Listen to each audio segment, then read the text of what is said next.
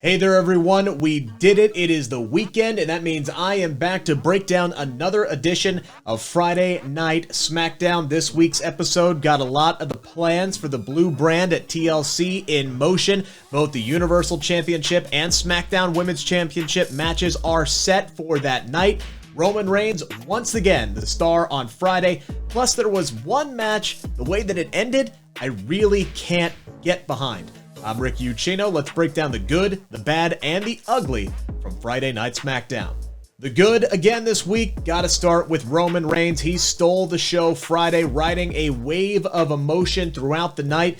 It started with him chastising Caleb Braxton and then turning around and saying that he wouldn't fight Kevin Owens because a lady was present because he's a gentleman. Then a bit of foreshadowing later on, telling Jey Uso that there would be consequences for him accepting a match with Kevin Owens at TLC on Reigns' behalf.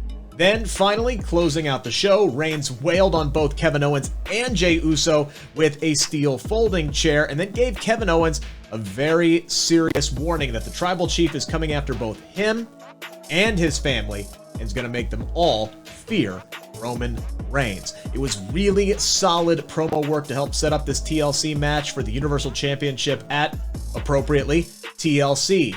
Reigns accusing Owens of trying to break up his family and using that as fuel to go after Kevin Owens' family is a really intriguing wrinkle. I can't wait to see how that all plays out. Speaking of Reigns' family, Jey Uso, he continues to play his role extremely well. This whole trying everything he can do to get his cousin's approval, but constantly failing, is just really, really good storytelling. It reminds me of that son who is just striving for his father's approval, but will never hear those words, "I'm proud of you, son."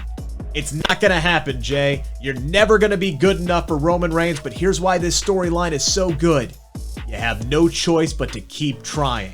Alright, now on to the bad this week. What should be an absolute money-making and star-building feud is off to a really rocky start. I think we all know Bianca Belair is a future women's champion. Like, it's happening one day, maybe even within the next few months. But in all her time on the main roster so far, she's yet to really have that signature win that should really catapult her into the conversation of being a main player in the women's division. It finally looks as though it's gonna happen. She's gonna get that opportunity with Bayley, and then WWE has the role model tap out clean in the center of the ring Friday when Natalya locked her in the sharpshooter. No offense to everyone involved, but what the Seriously, good though for Natalya. She needed this W, that's fine, but this program isn't about her. It isn't even about Bayley. This is about Bianca and making her. So shouldn't Bayley look as strong as possible heading into their eventual showdown? Don't think about it too hard. The answer is yes, absolutely.